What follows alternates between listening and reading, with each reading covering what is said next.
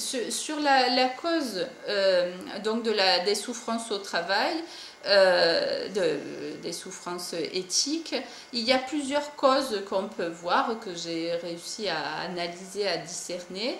Vous avez la première chose qui est liée au projet de la mondialisation, c'est-à-dire une confusion entre l'autorité et le pouvoir, qui, c'est vrai que dans le sens commun, on peut utiliser l'un ou l'autre, mais en fait, ça vient tout ça donc de la société grecque, qui différencie bien deux fonctions différentes. Donc la première qui est le Sénat, hein, donc l'autoritas, le Sénat, et puis la deuxième c'est podestas, donc le pouvoir, ou en tout cas la force, le pouvoir, qui est le gouvernement en fait. Et donc l'autoritas c'est le Sénat, mais lui il ne décide pas en fait, il est garant de la tradition, il est créateur, il a le savoir, la mémoire, la reconnaissance, la connaissance des origines, qui est donc immuable. Il est dans la promotion de la transmission, hein, aux autres, aux générations futures, du coup d'une hiérarchie, de rapports différenciés aussi entre les uns et les autres, entre le maître et l'élève, entre le père, les parents et les enfants, etc. Et c'est aussi mis en place, enfin, quelque part, il représente une loi morale. L'objectif, enfin, le mouvement en fait, de l'autorité, c'est de faire croître à travers le perfectionnement et l'augmentation en fait de la connaissance de la vérité, de la connaissance des savoirs. Et finalement, cette autorité-là, on dit faire autorité. Un expert fait autorité. Et en fait, c'est un pouvoir sur lequel on s'incline. Qui n'a pas besoin en fait d'utiliser comme le podestas la force, le pouvoir de décider, d'ordonner, de contrôler et de surveiller. Par contre, le podestas, hein, donc, qui a donc ces fonctions-là et qui met en place des lois légales, a besoin de cette autoritas, de cette autorité, pour pouvoir rester en place et avoir une légitimité. Donc cette légitimité avec cette transmission, avec ces traditions, etc. Et dans les professions, je ne sais pas si, mais c'est important de le dire, donc dans une profession, en effet, il y a eu tout un ensemble. Alors, pour ceux que ce thème intéresse, on vient de me rendre le livre là, de Ariane Biléran, voilà, qui est assez intéressant sur l'autorité, donc psychologie et psychopathologie. Elle est docteure en psychopathologie, elle a travaillé pendant une vingtaine d'années sur le harcèlement, enfin, sur les risques psychosociaux en entreprise et sur le harcèlement. Et elle explique donc tout ça. Les professions ont toujours navigué avec toujours navigué entre justement l'autoritas et le podestas. Je parlais donc des corporations. À la Révolution française, donc il y a eu la loi Le Chapelier qui a dissous les corporations. Après, il y a eu donc la charte de travail, etc. Donc, il y a toujours eu cette confusion, et les professions sont au carrefour un petit peu des deux, mais ils sont surtout le vecteur de l'autoritas, c'est-à-dire de ce qui nous relie aux règles universelles de ce monde, de ce qui nous relie à l'autre, etc., et des traditions, des règles de métier qui se sont transmises de génération de professionnels en génération de professionnels, etc. Et dans la conception du travail française, et dans ces bureaucraties professionnelles dont je vous ai parlé tout à l'heure, c'est réellement ça qui a été mis en place, c'est-à-dire au niveau de la forme, développer la formation, le professionnalisme de chacun, pour que chacun puisse prendre des décisions de façon autonome pour l'intérêt général. Et donc, ce que j'ai peut-être oublié de dire tout à l'heure, c'est pour l'autorité, c'est c'est respecter justement ces règles d'équilibre et de conservation du monde, quoi. Alors ça dépend des métiers, mais ou d'autrui, ou des sociétés humaines, ça dépend dans quel secteur on fonctionne, mais qui est vraiment en lien avec des lois universelles. Qui fonctionnent et qui font que on est dans une logique comment dire, de transmission et de développement de la société. Donc, ces règles de métier donc, incarnent l'autorité car elles recherchent le vrai. Donc, c'est d'ailleurs en lien avec le fondement même de la civilisation, en tout cas sur le continent européen, c'est-à-dire, ça vient ça de la conception de Platon, donc du cosmos, hein, qui est conçu comme quelque chose qui est harmonieux et où l'humain donc doit s'échapper de ces perceptions globales qui l'illusionnent pour partir à la recherche du vrai à travers la philosophie, à travers les sciences et notamment les professions. C'est donc un corpus de savoir, de savoir-être et de savoir-faire, un métier, la transmission qui est issue de tradition, un ensemble de règles morales aussi, donc ces fameuses règles d'équilibre et de conservation des ressources. Ça donne aussi une identité, un métier, pour se définir socialement par rapport aux autres et en coopération avec les autres. Et c'est aussi une expérience qui est cumulée parce qu'à travers la transmission et la formation de nouveaux professionnels, il y a cette accumulation de savoir qui est du coup de pouvoir d'innover dans un contexte qui est nouveau. Mais bien sûr, donc avec notre principe républicain, en donnant accès à tout le monde à ces différents métiers-là, donc avec l'école de la République qui permet d'accéder au savoir, évidemment dans les services publics et puis les fonctions, je n'ai pas parlé encore de l'école, mais elle est aussi concernée malheureusement. Donc aujourd'hui, on n'est plus sur une logique d'école qui donne le savoir de façon à permettre aux citoyens de pouvoir s'autodéterminer collectivement, mais dans une logique de compétence qui est vendable pour les marchés. Et ça a été défini par le protocole de Lisbonne.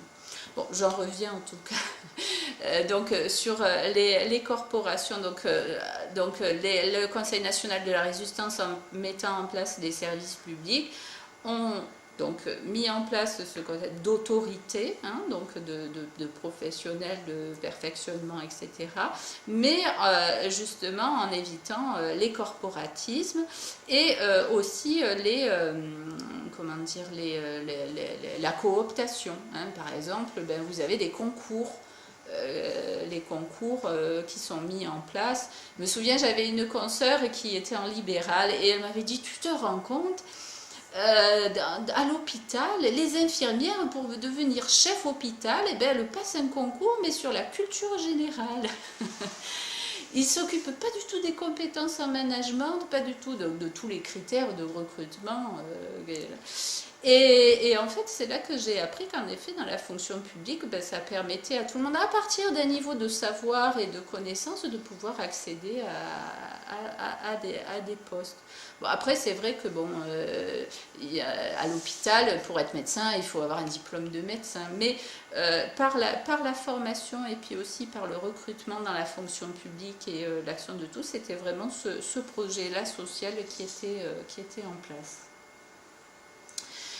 Sur ce que je disais sur les corporatismes, c'est vrai que à partir du moment, moi, dans ces bureaucraties professionnelles, j'ai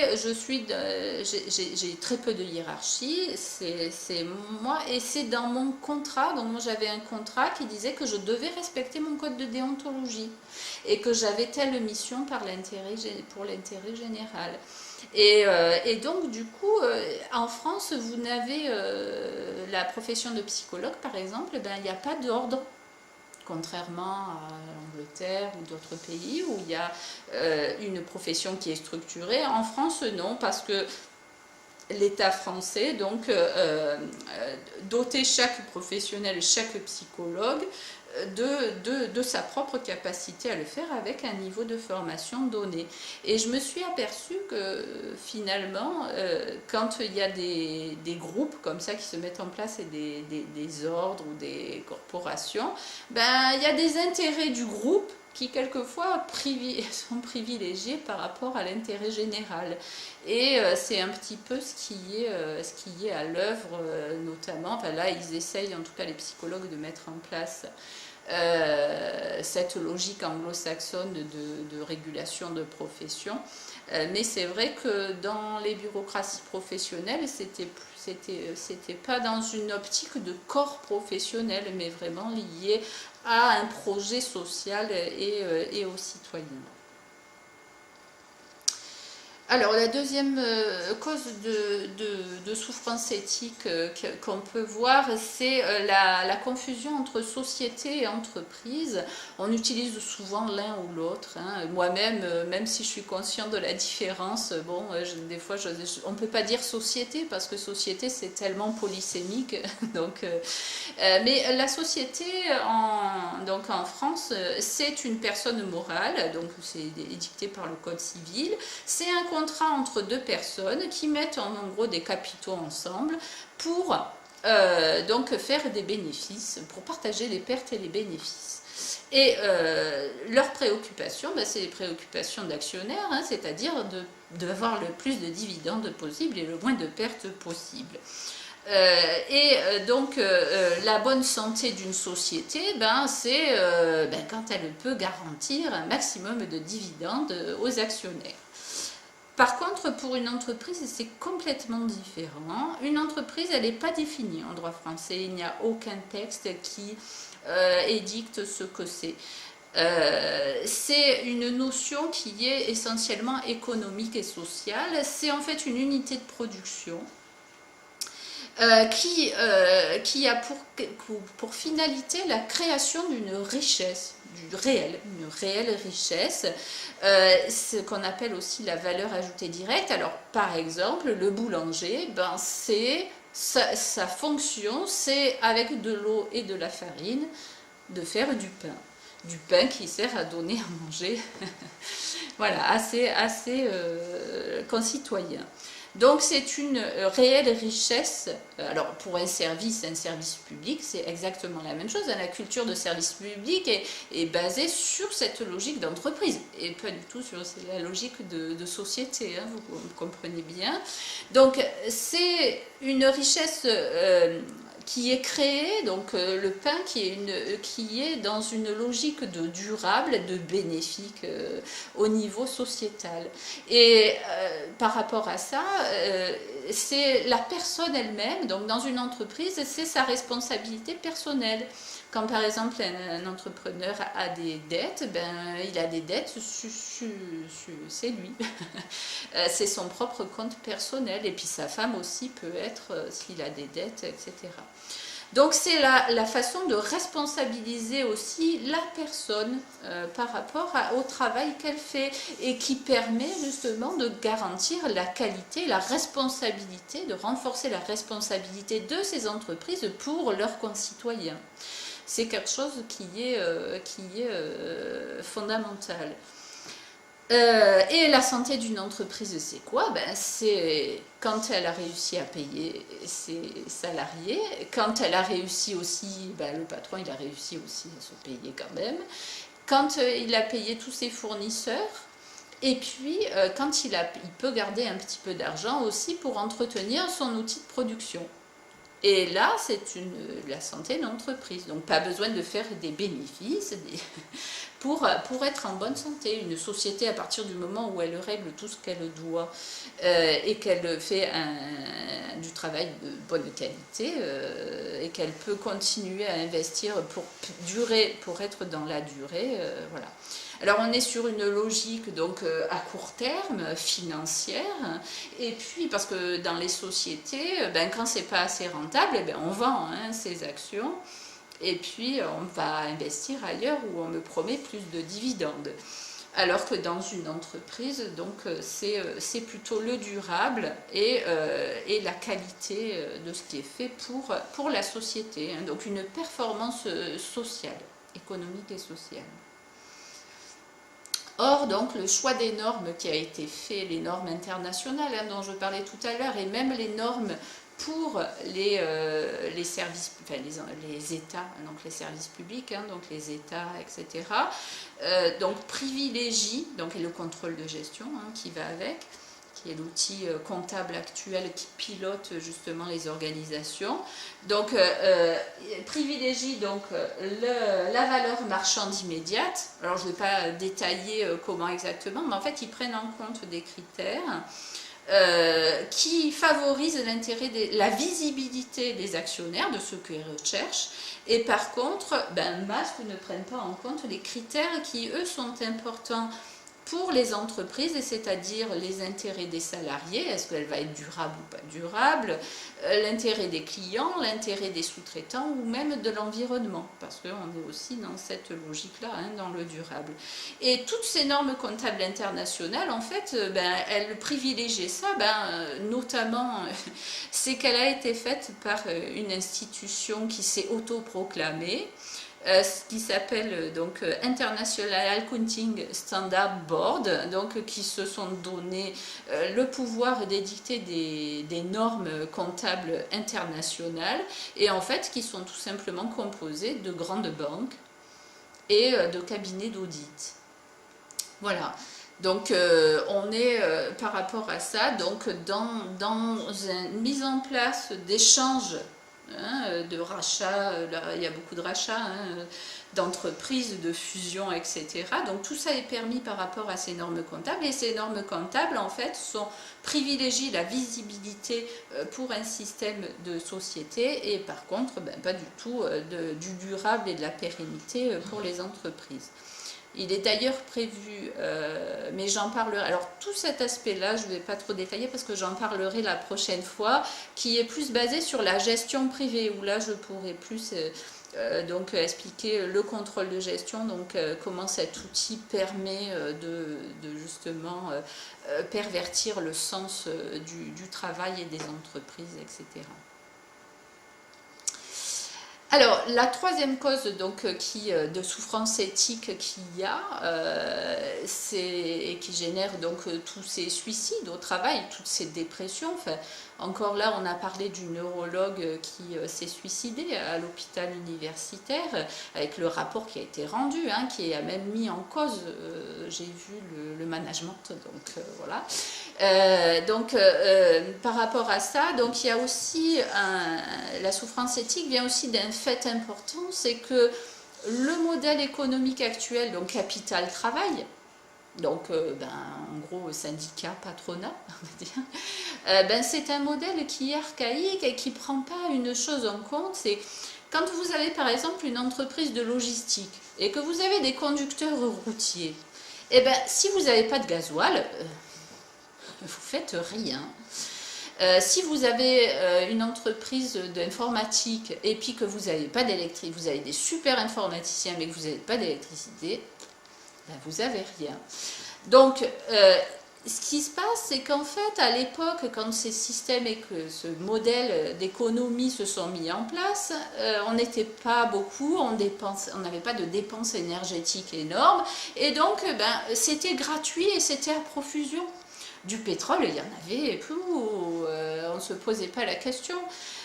Donc, les ressources naturelles, elles étaient gratuites. Ce qui est payant, c'est d'aller forer le pétrole pour le récupérer, puis ensuite le vendre, etc. Ou alors d'avoir la concession de pétrole, c'est d'être propriétaire. Mais le pétrole en lui-même, qui s'est fabriqué pendant des millénaires et des millénaires, lui, il est là. Et il est gratuit. Voilà.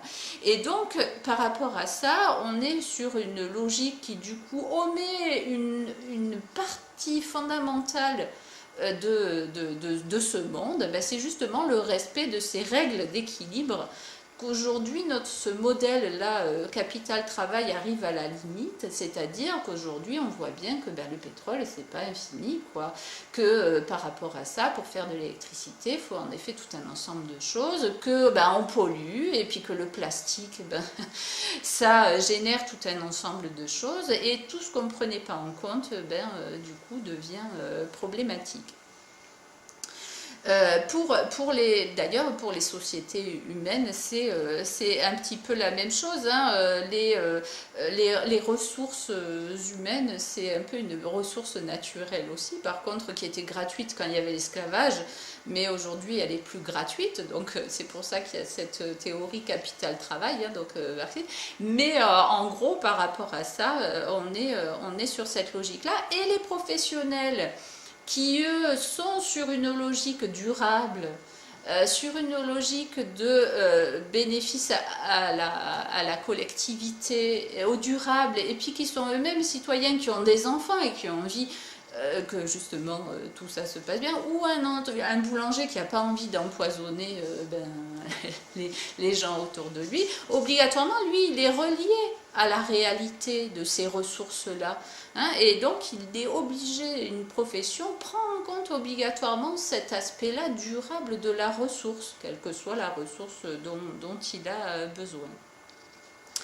Donc ces théories économiques, qu'elles soient libérales donc, ou communistes, on va dire, hein, capital-travail, donc, sont donc une conception perverse et mortifère, puisqu'en fait, en ne prenant pas en compte ces règles d'équilibre universel de la terre et des ressources, donc on nuit à la santé, hein, notamment, et à la santé de la planète. Donc, et par rapport à ça, on voit que notamment hein, le Conseil national de la résistance, en voulant renforcer la démocratie, c'est-à-dire le pouvoir de chaque citoyen de pouvoir être au règne de l'économie, hein, par cette indépendance-là et ce degré de minimum de subordination par rapport aux politiques et par rapport aux finances, permettait justement de corriger ça à travers ces règles et ces transmissions hein, du savoir et de la vérité par rapport aux professions. Voilà, donc la souffrance éthique, donc en gros, elle ne vient pas de rien, elle vient de tout cet ensemble de choses, et notamment que ce modèle de mondialisation veut nous arracher quelque part à ces règles-là qui nous relient les uns avec les autres, à notre nature, hein, de l'empathie, etc., et aussi au monde donc, qui doit être quand même viable pour la survie de l'espèce. Et c'est vrai que c'est vraiment dans ce cadre-là aussi que vous avez des enjeux fondamentaux dans ces questions de travail. Alors, bon, la dernière partie, alors je ne sais pas, voilà, oui, on arrive presque à 2 heures. La dernière partie, donc, c'est sur la dette, parce qu'évidemment, quand tout à l'heure, l'OCDE disait culpabiliser les fonctionnaires, bon, des fois c'est culpabiliser aussi les citoyens, hein, mais par exemple par rapport au trou de la Sécu, on culpabilise autant les gens qui sont malades que les personnels de la Sécu qui seraient trop payés ou qui seraient trop nombreux, enfin bref. Ce qu'il faut savoir, donc c'est un secret bien gardé, enfin moi je l'ai appris très très tard quand j'ai cherché, mais un jour on m'a posé la question, mais comment est créé l'argent? Je dis, bon, moi c'est par rapport au stock d'or que les États ont, ils déterminent un nombre de billets, enfin, voilà, d'or, enfin, voilà, c'est lié à l'or, et en fait plus du tout. Depuis 1971, c'est plus du tout ça. Aujourd'hui, on peut créer de la monnaie uniquement avec des dettes.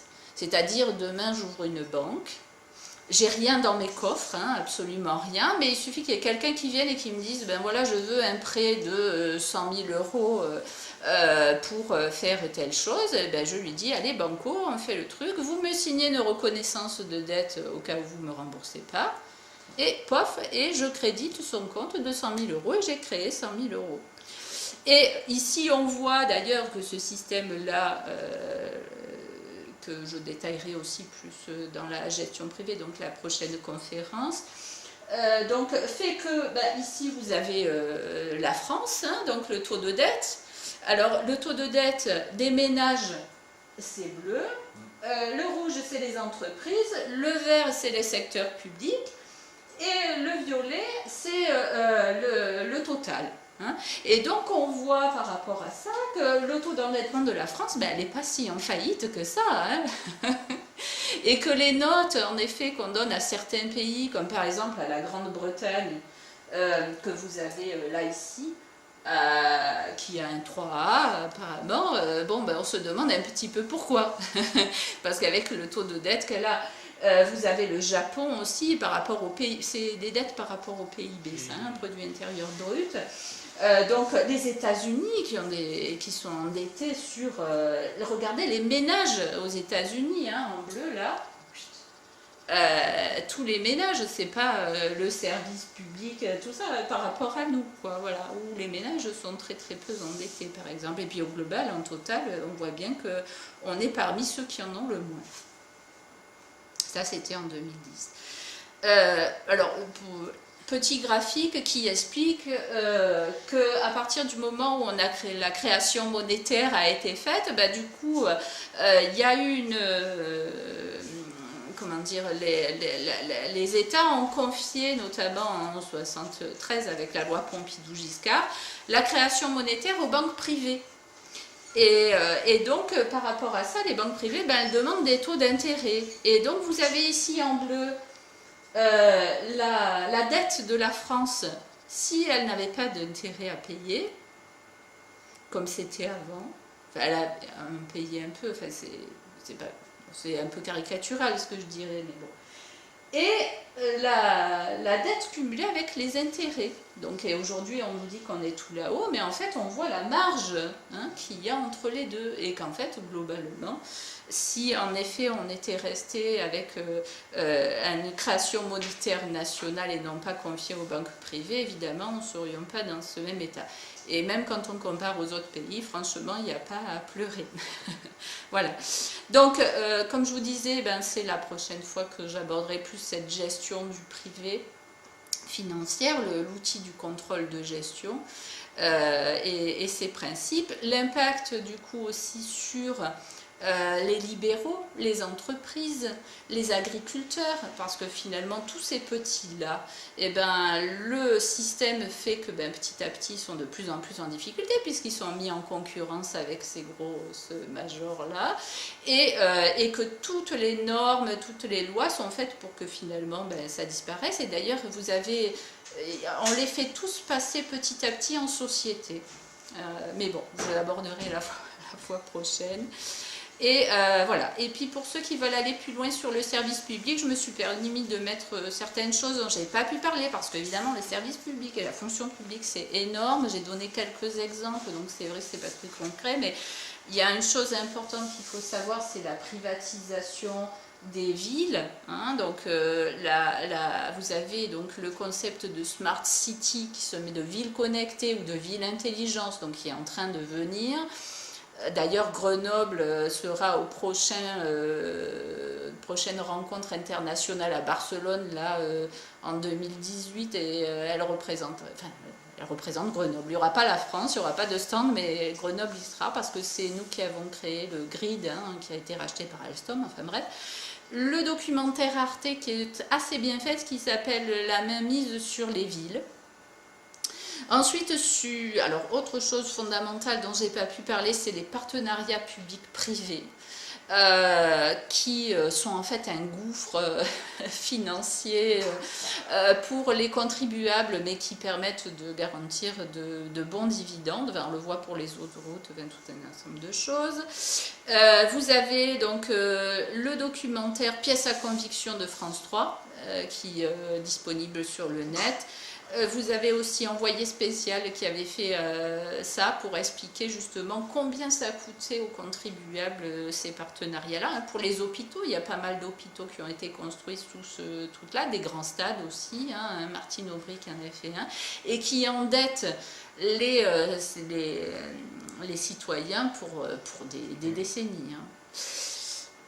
Ensuite, donc sur les services publics, j'en ai parlé, hein, les trois, la série des trois, donc sur EDF, La Poste et SNCF, qui permet de comprendre l'évolution de tout ça.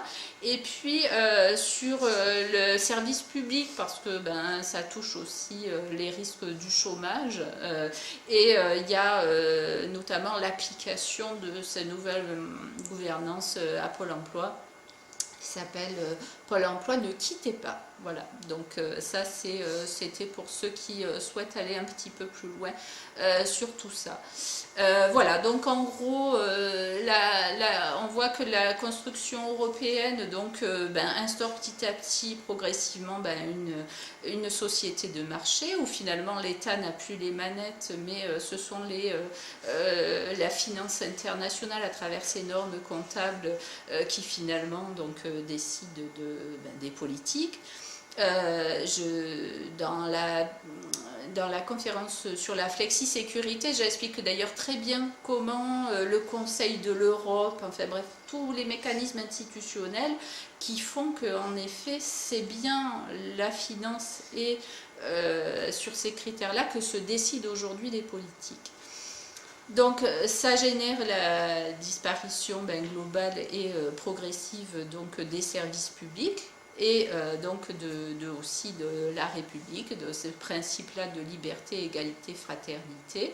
D'autant plus qu'en France, on avait refusé par référendum, je l'ai dit tout à l'heure, donc cette logique-là qui était gravée dans le traité de Lisbonne. Voilà, donc, et tout ça est bien sûr, alors l'Union européenne est un outil dans la mondialisation, et donc par rapport à ça détourne le travail et les États de leur nature même, et de leur mission qui est une performance sociale et non pas une performance financière.